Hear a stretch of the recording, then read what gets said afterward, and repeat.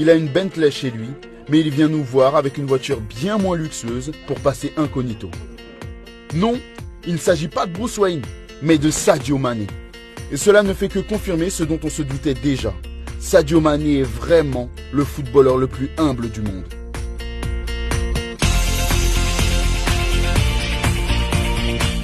Lorsqu'une vidéo d'un footballeur pro fait le buzz, c'est généralement pour les mauvaises raisons. On ne citera personne, mais vous, n'hésitez pas à balancer quelques noms dans les commentaires. Lorsqu'une vidéo de Sadio Mané nettoyant une mosquée a fait le buzz, il a été un peu déçu. Mais pas pour les raisons que vous imaginez. Sadio a demandé que la vidéo ne soit pas publiée. Il voulait rester discret et ne voulait pas faire de publicité, a avoué l'imam Abi Oussama après les faits. En général, les gens aiment bien dire que les footballeurs sont humbles, et ces derniers adorent le montrer. Mais Mané est différent. Comme le prouve notre ami Oh My Goaler, Lyle Williamson. Je suis un supporter de Chelsea, mais je pense que Mané est un excellent joueur et qu'il est difficile de le détester. Quand Mané a déclaré être totalement épanoui, cela en a surpris plus d'un. Pourquoi aurais-je besoin de 10 Ferrari, de 20 montres en diamant ou de 2 avions? Qu'est-ce que ça apportera à ma vie ou au monde?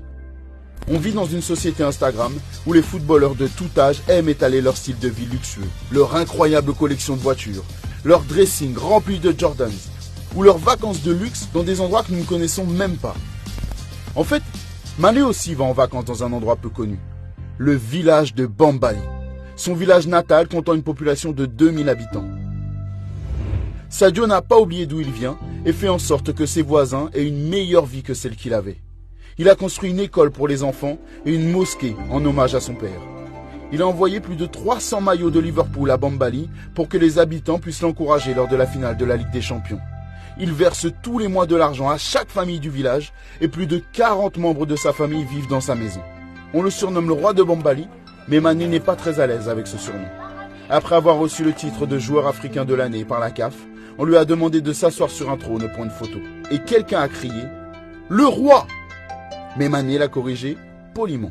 Bien que l'arrogance ne se justifie pas, c'est une pratique courante dans le milieu du football.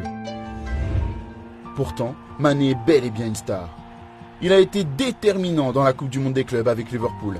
Il est actuellement le meilleur joueur africain encore en activité. Il est parti de rien et est à présent au sommet. Pour moi, c'est un rêve qui se réalise. Mané n'a pas changé d'un poil. Récemment, on l'a aperçu en train d'aider le staff du Sénégal avant un match international à porter des packs d'eau au vestiaire, alors que ses coéquipiers, jouissant d'une bien moindre renommée, sont passés devant sans même y prêter attention. Sadio Mané est un footballeur unique en son genre, un homme humble, un exemple à suivre.